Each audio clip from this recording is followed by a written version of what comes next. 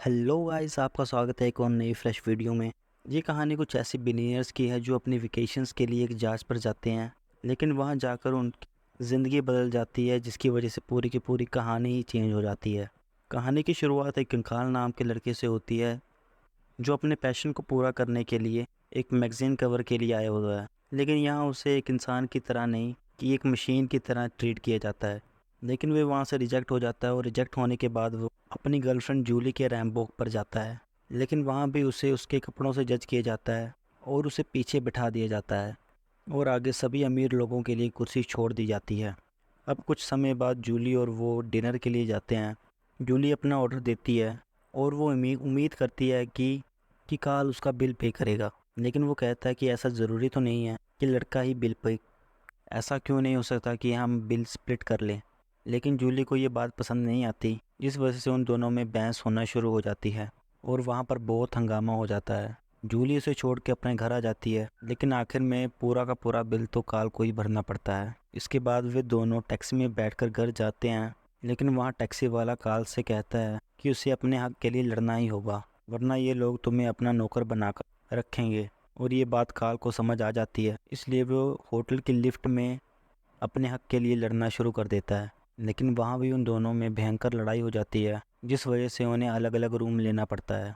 लेकिन देर रात जूली उसे अपने कमरे में बुलाती है और यहाँ काल को उससे माफ़ी मांगनी पड़ती है, जैसे कि वो हर बार करता हुआ आ रहा है। लेकिन यहाँ जूली उससे एक बात कहती है कि वे उसके सिर्फ पैसों से प्यार करती है और वो इसके लिए किसी भी हद तक जा सकती है।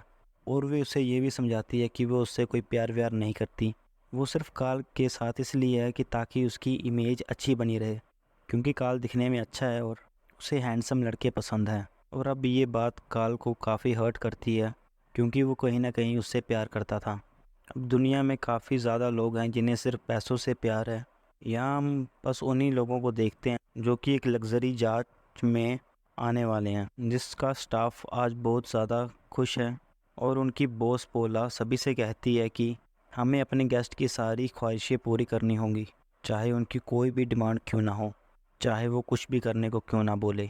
हमें वो सब करना है जो वो बोलेंगे, क्योंकि हमें उसके बदले काफ़ी ज़्यादा अच्छे पैसे मिलेंगे। अब उसके जैसे ही उसके स्टाफ वाले भी सभी चीज़ें करने को राज़ी थे। यहाँ हम उसी जांच में काल और जूली को भी देखते हैं, जिन्हें वहाँ इसलिए बुलाया गया है ताकि जूली अपने सोशल मीडिया अकाउंट में इस शिप की कुछ फ़ोटोज़ कर सकें। बेसिकली उनकी ट्रिप को शिप वालों ने स्पॉन्सर किया है, पर वो दोनों यही कर रहे होते हैं। वो दोनों फ़ोटो खींचते हैं और वो शेयर कर देती है। कुछ देर के बाद जूली को एक आदमी दिखता है, जिसे देखकर वो स्माइल करती है और ये बात काल को पसंद नहीं आती। इसके बाद काल पोल के पास जाके उसकी कंप्लेन कर देता है, क्योंकि वो एक स्टाफ वर्कर था। लेकिन ना जाने उसके दिमाग में उस वक्त क्या आता है, वे पोला से कुछ एंगेजमेंट रिंग मांगता है ताकि वे आने वाले समय में जूली को प्रपोज कर सके। लेकिन वो रिंग उसके औकात से बाहर होती है, इसलिए वो नहीं ले पाता। अब नेक्स्ट डे सभी लोग ब्रेकफास्ट कर रहे होते हैं, लेकिन यहाँ पर भी काल सिर्फ जूली की फ़ोटोज़ क्लिक कर रहा होता है, जो ये सब देखकर काफ़ी ज़्यादा बोर हो जाते हैं और उस पर हंसने लगते हैं। वो उन्हें बताता है कि हमें सिर्फ इसलिए बुलाया गया है ताकि हम शिप की फ़ोटोज़ शेयर कर सकें। तभी हम वहाँ पर ओल्ड कपल को भी देखते हैं, जो एक जर्मन लेडी से बात करने की कोशिश कर रही होते हैं, लेकिन वे उन्हें कोई जवाब नहीं देती। उन्हें काफ़ी ज़्यादा अजीब लगता है। लेकिन तभी उस लेडी का वहाँ पर हस्बैंड आ जाता है और उन्हें बताता है कि एक हादसे के बाद इसकी बोलने और सुनने की शक्तियाँ चली गई हैं, इसलिए बस ये इशारों में बात करती है। वहीं दूसरी ओर काल देखता है कि जिसने वो शिकायत करने के लिए गया था, उसे शिप से बाहर निकाल दिया जाता है, जो देखकर उसे काफ़ी ज़्यादा बुरा लगता है, क्योंकि वो एक मामूली सा वर्कर था और वो तो बस अपना काम कर रहा था। उसकी ओर तो पहले जूली ने ही देखा था, इसमें उसकी कोई गलती नहीं थी। इसी तरह से काफ़ी ज़्यादा दिन बीत जाते हैं और अब यहाँ काल की एक मिट्री नाम के एक बूढ़े शख्स से दोस्ती हो जाती है। वे दोनों शिप के टेररिस्ट पे बैठकर सबका मजाक उड़ा रहे होते हैं और उनकी चुगली भी करते हैं। और तभी उन्हें एक आदमी अकेले में बैठा हुआ दिखता है और वो किसी पार्टनर की तलाश में इधर उधर भटक रहा था। अब उसी समय उन दोनों की वहाँ पर गर्लफ्रेंड आ जाती है, मतलब कि काल और उस बूढ़े आदमी की। और इसके बाद वह बूढ़ा आदमी वहाँ से चला जाता है उनसे बात करने के लिए। वे दोनों ही उसे देखकर जेलस होने लगते हैं, लेकिन वो आदमी तो रुकने का नाम ही नहीं ले रहा था। वो जूली को रोलेक्स वॉच देने का वादा करता है, जिसे सुनकर वो उसके सामने ही डांस करना शुरू कर देती है। अब ये देखकर आपको ये अंदाज़ा हो गया होगा कि वो सही कह रही थी कि वो पैसों के लिए कुछ भी कर सकती है। उधर दूसरी ओर हम पोला को देखते हैं, जो इस शिप के कैप्टन को अपने रूम से बाहर लाने की कोशिश कर रही होती है कि वो जब से इस सफ़र में आए हैं वो अपने कमरे में नशे करके बंद है। कहानी आगे बढ़ती है और अब अमीर ज़ादों की फरमाइशें शुरू होने लगती हैं। तो यहाँ एक स्टाफ लेडी एक बूढ़ी औरत की बातें सुनकर पक गई थी, लेकिन फिर भी उसने उसकी सभी बातें सुनी और उनका जवाब भी दिया। और अब लास्ट में वह बूढ़ी औरत फरमाइश कर देती है कि जितने भी इस शिप में काम करने वाले लोग हैं वो एक साथ स्विम करें, जिसे सुनकर पोला परेशान हो जाती है। लेकिन उसकी ये पॉलिसी है कि गेस्ट की सभी ख्वाहिशें पूरी होनी चाहिए, क्योंकि इसके बदले में उन्हें काफ़ी अच्छे खासे पैसे मिलेंगे। अब उस शिप में जितने भी लोग थे वे उन्हें इकट्ठा करती है। सभी अपना काम वगैरह छोड़कर उस लेडी की विश पूरी करने में लग जाते हैं, वह एक कैप्टन को छोड़कर, क्योंकि वे अभी भी अपने रूम में बंद था। इसलिए तिमारी नाम का लोको पायलट बुलाने जाता है। उसकी आवाज़ सुनकर वो बाहर आते हैं और वहीं पोला कैप्टन को तैयार करके हॉल में लाकर खड़ा कर देती है, क्योंकि आज कैप्टन को सभी मेहमानों का स्वागत करना है। लेकिन वह अभी भी नशे में धुत है, इसलिए वे इधर उधर डोलते रहते हैं। लेकिन पोला उसका ख्याल रखती है। और कुछ देर बाद जब अंधेरा हो जाता है, सभी एक एक करके डिनर करने के लिए आते हैं। तो तब कैप्टन सभी से मीटअप करते हैं। लेकिन तभी वहाँ पर एक और लेडी आती है जिसका हस्बैंड कुछ ही टाइम पहले मर चुका था, और उसे कैप्टन में खुद का मरा हुआ पति दिखाई देता है। जिसके बाद वे उसके सामने ही रोने लगती है और उसकी अजीब अजीब बातें सुनकर कैप्टन का पूरा नशा उतर जाता है। वेल, इसके बाद सभी लोग डिनर के लिए बैठते हैं और सभी के लिए एक से एक बढ़कर डिशेस आती हैं। कार्ल और जूली भी एक बूढ़े कपल के साथ बैठते हैं। वे उन्हें हमेशा साथ रहने की नसीहत देते हैं, लेकिन उस बूढ़े कपल की खुद ये तीसरी शादी होती है। तभी कार्ल उस बूढ़े आदमी से पूछता है कि अपना प्रोफेशन बताइए। तभी वो बूढ़ा आदमी अपना प्रोफेशन बताते हुए कहता है कि मेरी हथियारों की फैक्ट्री है और मैं अमेरिका जैसे बड़े शहरों को गन सप्लाई करता हूँ। अब ये सुनकर उसकी हवा टाइट हो जाती है और वह चुपचाप कहीं जाकर बैठ जाता है। सभी लोग वहाँ पर काफ़ी ज़्यादा एंजॉय कर रहे थे, लेकिन तभी एक बहुत ही भयंकर तूफान वहाँ पर आ जाता है। पूरा शिप हिलने लगता है। पहले तो किसी को पता नहीं चलता है, लेकिन कुछ देर बाद सभी को मोशन सिकनेस होना शुरू हो जाते हैं। एक एक करके सभी उल्टियाँ करना शुरू कर देते हैं। सभी स्टाफ वाले अपने गेस्ट्स को संभालने लगते हैं।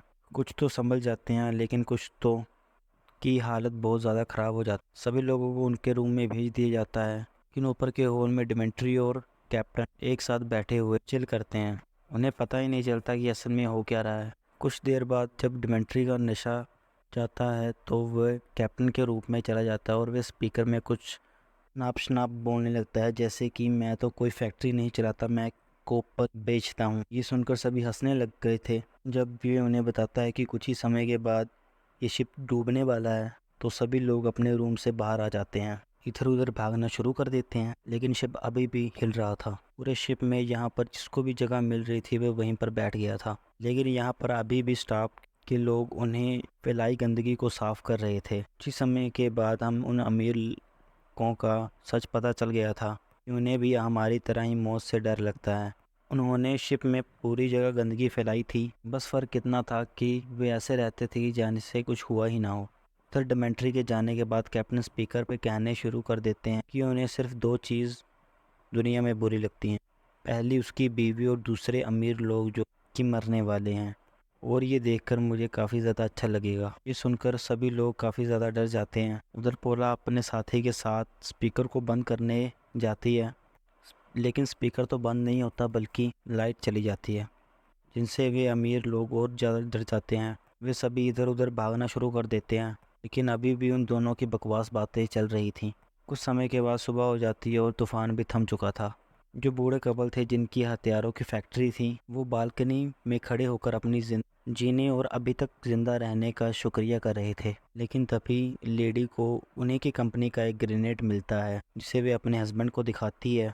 लेकिन तब तक बहुत ही ज़्यादा देर हो चुकी थी। वो फट जाता है, क्योंकि असल में उनके शिप में पायरेट्स ने हमला कर दिया था। उन्होंने पूरी शिप को बर्बाद कर दिया था। जब सबकी आंख खुलती है तो वे आलीशान शिप की बजाय खंडर से आइलैंड पर फंस गए थे। यहाँ इस आइलैंड में सभी लोग एक बराबर हैं, ना कोई ज़्यादा अमीर है ना कोई कम गरीब। सब के सब एक समान है। यहाँ पर हम एक बात ज़रूर कह सकते हैं, अब इन्हें पता चल जाएगा कि ज़िंदगी क्या है। अब सभी लोग वो दिन तो गुजार लेते हैं, लेकिन जब रात आती है तो उन्हें कुछ आवाज़ें सुनाई देती हैं जो उन्हें काफ़ी ज़्यादा डराती भी हैं, और इसीलिए सभी लोग किनारे की ओर भागना शुरू कर देते हैं। वो जैसे तैसे रात को गुजार लेते हैं, लेकिन सुबह उठकर काल देखता है कि उसके सामने एक बोट आकर रुकी है। वो लोग फ़ौरन भागकर उसके पास जाते हैं, जिसके अंदर हम एंजेलिया नाम की औरत को देखते हैं जो उसी शिप पर काम किया करती थी। अब उस बोट पर काफ़ी ज़्यादा खाने पीने का सामान था। उसके बाद पोला उस सामान को बाहर देने को कहती है और पोला एंजेलिया को भी बाहर निकाल लेती है, लेकिन यहाँ पर पोलो को अमीरों की ज़्यादा फिक्र थी। अब यहाँ एंजेलिया मछली पकड़कर लाती है, क्योंकि पूरे आइलैंड पर एक वही शख्स थी जिसे मछलियाँ पकड़ने आती थी। उन्हें पता था कि जो खाना उनके पास अभी है वो कुछ ही दिनों तक चलेगा, जिसके बाद उन्हें मछलियों पर डिपेंड रहना होगा। अब रात होने पर एंजेलिया आग जलाती है जो कि उसे आती थी और अपनी लाई हुई मछलियाँ पकाती हैं। अब एंजेलिया को यहाँ पर समझ आ जाता है कि अगर वो इन अमीरजादों के साथ रही तो वे उन्हें ऐसे ही ट्रीट करेंगे जैसे वे शिप पर करते थे। इसलिए वे सभी से कहती है कि अब मैं यहाँ की बॉस हूँ, क्योंकि जो तुम सब खाना खा रहे हो वो मैंने बनाया है और सारी मेहनत मैंने की है। इसलिए वो अपने हिस्से में ज़्यादा खाना रखने लगी थी। लेकिन पोला कहती है कि शायद तुम भूल रही हो, क्योंकि शिप पर मैं तुम्हारी बॉस थी। लेकिन वो जवाब देते हुए कहती है कि कौन सा शिप? अब यहाँ पर कोई भी शिप नहीं है। अगर तुम सबको यहाँ पर रहना है तो तुमको मेरी बात माननी होगी। लेकिन डिमेट्री को ये बात अच्छी नहीं लगती, तो वो उसे बुरा भला कहने लगता है, लेकिन वो उसे भी चुप करा देती है और कहती है कि सभी आदमियों को आज बाहर ही सोना होगा और जूली और पोला को मेरे साथ बोट में आकर सोना होगा। लेकिन कुछ समय बाद डिमेट्री उसे काफ़ी ज़्यादा महंगी गाड़ियों का लालच देकर अंदर चला जाता है। बाहर बैठे हुए काल और नेल्सन को जेलिना का बैग दिखता है, जिसके अंदर कुछ खाने का सामान था, जिन्हें वे चुपचाप निकाल कर खाना शुरू कर देते हैं। उसमें से वे टेरेसा को भी दे देते हैं जो कि बाहर बैठी हुई थी। अब अगली सुबह डिमेट्री को उसकी वाइफ की लाश मिलती है जो बहकर किनारे पर आ चुकी होती है। वे उसे देखकर गले लगा लेता है और रोने लगता है और उसकी रिंग और नेकलेस को उतार कर अपने पास रख लेता है और उसे पानी में दोबारा बहा देता है। वहीं दूसरी ओर एंजेलिना को पता चल चुका होता है कि काल ने उसके बैग से खाना चुराया होता है, इसलिए वो उस पर बहुत ज़्यादा चिल्लाती है। वे अपनी सफाई देता भी है, लेकिन कोई भी वहाँ पर उसकी नहीं सुनता, क्योंकि यहाँ पर जूली भी एंजेलिना का साथ दे रही होती है, क्योंकि उसकी साइड लेने में ज़्यादा फ़ायदा है, उसे ज़्यादा खाना मिलेगा। अब काल को सज़ा मिलती है कि उसे जाकर खाना ढूंढना है। वे खाना ढूंढना शुरू करता है। उसे खाना तो नहीं मिलता, लेकिन उसे एक परफ्यूम मिल जाती है, इसे लगाकर वह काफ़ी ज़्यादा अच्छा महसूस करता है। अब इसी तरह कुछ दिन बीत जाते हैं और सभी लोग एंजेलिना की चांपलूसी करते हैं। उन सबको पता चल गया था कि उसके आसपास रहने में ही हमारी भलाई है, लेकिन नैन्सन और काल ऐसा नहीं कर रहे थे, इसलिए उन्हें खाना भी नहीं दिया जाता। लेकिन एक रात जूली देखती है कि काल और एंजेलिना के बीच में कुछ इशारों में बात हो रही है, जिसका मतलब वो समझ जाती है और उसके पास जाके कहती है कि तुम्हें उसके करीब नहीं जाना है। पर काल उसे समझाता है कि अगर वो यही चाहती है तो इसमें क्या दिक्कत है, के बदले में हमें कुछ खाना तो मिल सकता है। और ऐसा ही होता है, अगले दिन उन्हें खाने के लिए मिल जाता है और उस दिन के बाद हर रोज़ यही होने लगता है। वे लोग समझ जाते हैं कि उन दोनों के बीच कुछ चल रहा है और उसी को लेकर वे काल का मजाक भी उड़ाते हैं, लेकिन उसे कोई फ़र्क नहीं पड़ता, क्योंकि उसके तो यहाँ पर अच्छे दिन बीत रहे थे। लेकिन ये बात जूली को पसंद नहीं आती, लेकिन वो उसे जलाने के लिए कैप्टन के करीब आती है, लेकिन इस बात का उस पर कोई फ़ायदा नहीं होता और उल्टा ये सोचने लगता है कि उसे एंजेलिना से शादी कर लेनी चाहिए। लेकिन इसके लिए अभी एंजेलिना तैयार नहीं थी। पर यहाँ उस आइलैंड में रहने वाले सभी लोगों के बीच में सही रिश्ते बनने लगे थे, भी एक बराबर जैसा फील कर रहे थे, इसलिए सभी एक साथ शिकार करने भी जाते और इसमें उन्हें कामयाबी भी मिलती है। लेकिन एक दिन जूली एंजेलिना के पास जाती है और उससे कहती है कि उसे ये आइलैंड घूमना है। वे साथ में काल को भी चलने के लिए कहती है, लेकिन वो मना कर देती है, क्योंकि वे बस उसके साथ जाना चाहती थी। शायद उसके इरादे कुछ सही नहीं थे। अब दोनों उस एरिया को एक्सप्लोर करने लगते हैं। उनकी बातें भी होती हैं, जिसमें लीना उससे कहती है, मैंने इस एरिया में कुछ ऐसा करके दिखाया है जो पूरी दुनिया में कोई नहीं कर सकता। एक गरीब की औरत ये सभी अमीरजादे सुन रहे होते हैं और सारे मर्द उसके नीचे काम कर रहे हैं। ये सुनकर जूली को थोड़ा अजीब लगता है, क्योंकि अब एंजेलिना को यहाँ पर मज़ा आने लगा था। वो अमीरों जैसा बिहेव करने लगी थी, क्योंकि कोई उसके नीचे काम कर रहे थे। जूली ये सब समझ जाती है। दूसरी ओर ट्रेसी, एक अफ्रीकन बंदा आता है जो उसे कुछ सामान बेचने की कोशिश कर रहा था, लेकिन वो तो कुछ बोल ही नहीं पाती, इसलिए वो वहाँ से चला जाता है और ना ही वो यहाँ के लोगों को बता पाएगी कि अफ्रीका का एक आदमी आखिर में आया कहाँ से। ज़रूर आसपास कोई चीज़ होगी जहाँ से वो आया होगा। अब वे यही चीज़ वे अंदर से मानना शुरू कर देती है। उधर दूसरी ओर जूली अचानक से चिल्लाना शुरू कर देती है। तब एंजेलिना उसके पास जाती है तो वो उसे एक लिफ्ट दिखाती है और बताती है कि हम एक लग्जरी होटल के नीचे ही हैं, हमें बस ऊपर जाना है। और ये देखकर वो काफ़ी ज़्यादा खुश थे। गले मिलते हैं, लेकिन एंजेलिना के दिमाग में कुछ और ही चल रहा होता है। वे वहाँ से चली जाती है और सोचने लगती है कि अगर वे वहाँ से चली गई तो उसे फिर से किसी टॉयलेट क्लीनर की जॉब करनी पड़ेगी। अगर वे यहीं पर रही तो वे इन लोगों की बॉस बन के रहेगी।